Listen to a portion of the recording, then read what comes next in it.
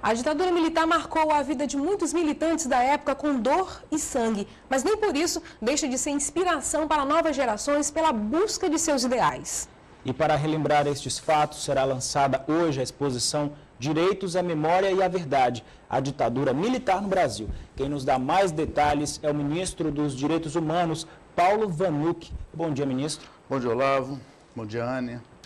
Como a Anne falou, foi uma época marcada por sangue, mas também foi uma época marcada por vários ideais. Parece que as pessoas eram mais idealistas, tinham algo para lutar. Como é que era essa relação? Então, olha, me permitam, antes de falar disso, dar parabéns pelo bloco anterior, a matéria sobre a certidão de nascimento, que é uma bela campanha que o presidente Lula assume com muito carinho e determinou a nós, de direitos humanos, que coordenássemos nacionalmente essa campanha. Na questão de cidadania, né? Me permita também dizer que o Maranhão precisa muito desse projeto. O Maranhão é um dos estados, pela sua característica grande, estado do Nordeste, os problemas regionais e sociais presentes, é uma das nossas prioridades nacionais. Então, por que o país ainda tem um problema tão grave quanto esse? Porque durante muito tempo houve um sistema político que não era democrático.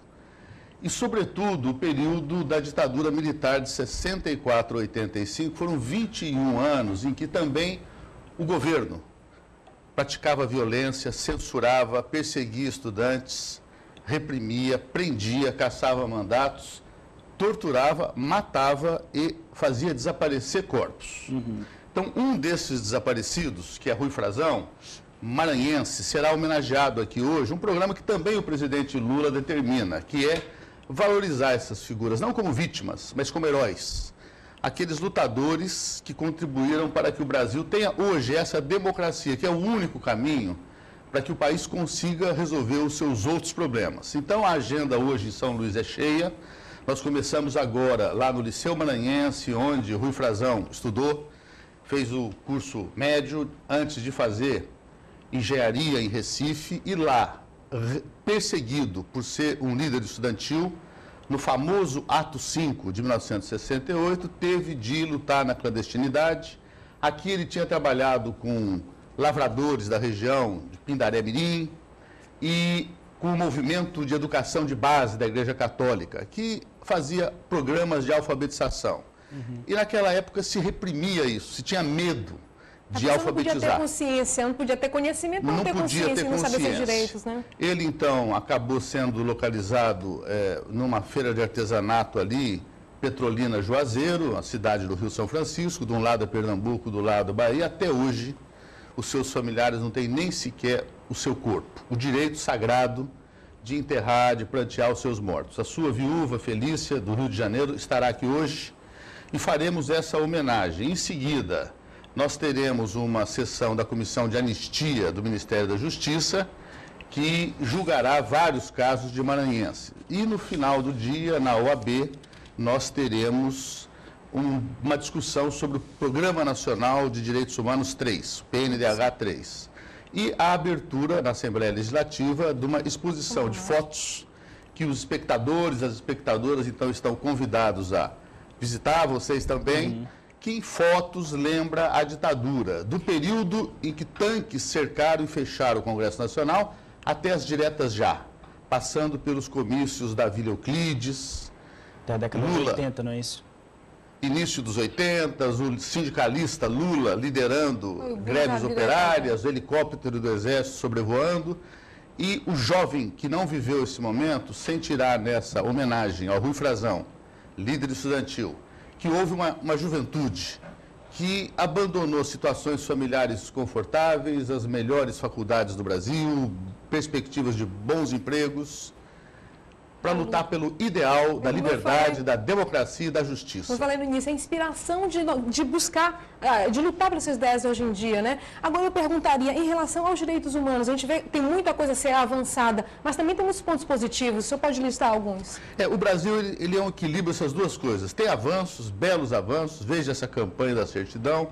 Eu vi nos jornais de hoje aqui, em São Luís, uma campanha também contra a violência dirigida ao idoso. Anos atrás mal se falava disso. Hoje nós estamos acordando de que há 16 milhões de brasileiros. As discussões estão ampliando em vários fóruns, acima de 60 anos, que é ensinar o direito. A violência começa com aquele grito desrespeitoso: ei, velho, sai da frente. o motorista de ônibus que não para no ponto quando vê que é uma pessoa idosa. Ih, tem demais até isso. a violência pessoal. Muita gente que tem o cartão de aposentado do seu pai, do seu avô, e sequestra para que ele não tenha direito. E às vezes nós temos casos de violências físicas. É impensável isso. Agora, o Brasil avança nesse enfrentamento, ainda tem problemas, e este ano é um ano de eleições em que qualquer que seja o candidato eleito, a candidata eleita, o importante é que o país aproveite as eleições para ter um voto consciente, um voto de cidadania, de direitos humanos. Outra questão que a gente toca muito aqui em São Luís, aqui no Maranhão, é a questão da acessibilidade. Não só o direito de ir e vir, mas a acessibilidade geral, né? Olavo, a gente sempre coloca matérias aqui e está sempre questionando. 25 milhões de brasileiros que têm um potencial enorme. Eu gosto de dizer que as Olimpíadas de Pequim mostraram que o Brasil paraolímpico é melhor do que o Brasil olímpico. O Brasil olímpico ficou em 20º lugar, o paraolímpico ficou em 9º. E nas Olimpíadas do Rio de Janeiro de 2016, nós queremos dobrar esse resultado. São 25 milhões de brasileiros que andam em cadeira de roda, que não conseguem ver, não ouvem, não falam, sem síndrome de Down, e essas pessoas têm de ser incorporadas ao Brasil. Trabalho, poder andar, para andar precisa de ter a chamada acessibilidade, as rampas nas calçadas, os semáforos sonoros, o banheiro das repartições públicas. E nesse sentido nós vamos ver que incorporando nós, as pessoas que não temos deficiência, também cresceremos, aprenderemos a ser mais cidadãos. Vou continuando, o senhor já falou da inauguração do Memorial das Pessoas Imprescindíveis, logo depois tem a exposição Direito à Memória e à Verdade, não é isso? Que será na Assembleia Legislativa. Também o lançamento do livro, né, falando da questão das mulheres? Isso. Então, na Assembleia Legislativa é muito importante chamar os estudantes das escolas, o espectador, a espectadora, a visitar, que vai aprender em meia hora com belas fotos, com textos curtos, muito sobre o período que geralmente a escola não conta, os livros não contam. E o livro sobre a mulher que foi torturada, muitas vezes morta, são 45 mulheres que morreram na luta contra a ditadura e 28 depoimentos de sobreviventes. Mulheres que contam, não é fácil contar isso, que a tortura sistematicamente era dirigida a órgãos sexuais.